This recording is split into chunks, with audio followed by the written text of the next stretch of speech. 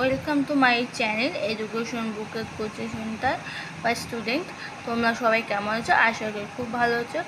আগের দিন আমি তোমাদের এই সংস্কৃতে এই পাঠটা পড়েছি, ওপরে অনুশীলনী কোশ্চেন। আজকে আমি তোমাদের শূন্যস্থান পূরণটা করাবো, তার সাথে এই কোশ্চেনগুলো আমি কমপ্লিট করে দেবো, ঠিক আছে? তাই চলো শুরু করছি।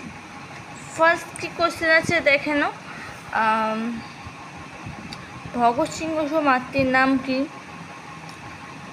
তারপর নরসংহারে ভগৎ সিং অতীব আহত আশিক কে ছিলেন? কত সালের কততম বর্ষের নৌজওয়ান ভারত সভায় ইতি সংস্থার গঠন কীর্তবান ভগৎ সিং? ভগৎ সিংয়ের জন্ম কোথায় হয়েছিল? পাঞ্জাবে। এটা ভালো করে তোমরা দেখে নাও। এবার হচ্ছে কোশ্চেনগুলো আমি না এখানে লিখিনি, আমি অ্যান্সারটা শুধু লিখিয়ে দিয়েছি। কোশ্চেনটা একটু তোমরা এখান থেকে দেখে নাও। হ্যাঁ, দেখো 3 কয় অ্যান্সার এখানে আছে, ঠিক আছে?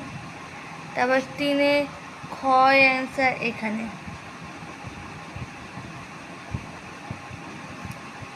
আবার 3 কয় অ্যান্সার এখানে,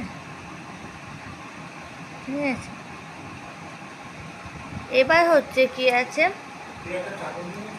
সংস্কৃত অনুবাদ কি? ভারতবর্ষের স্বাধীনতার বিনাশতমে সহজে আসেনি। বহু স্বাধীনতার সংগ্রামে আত্মবলিন্দিত ফল হিসেবে আমরা স্বাধীন হয়েছি। তাই এটাকে সংস্কৃতে লিখতে হবে। এরকম সংস্কৃতে আমি তাই লিখে দিয়েছি। ওকে স্টুডেন্ট, তাহলে তোমরা নিশ্চয়ই এটা বুঝেছো। আশা করি ভিডিওটা নিশ্চয়ই তোমাদের ভালো লাগবে, কোশ্চেন আনসারগুলো। প্লিজ স্টুডেন্ট, ভিডিওটা ভালো লাগলে লাইক শেয়ার সাবস্ক্রাইব করে দাও।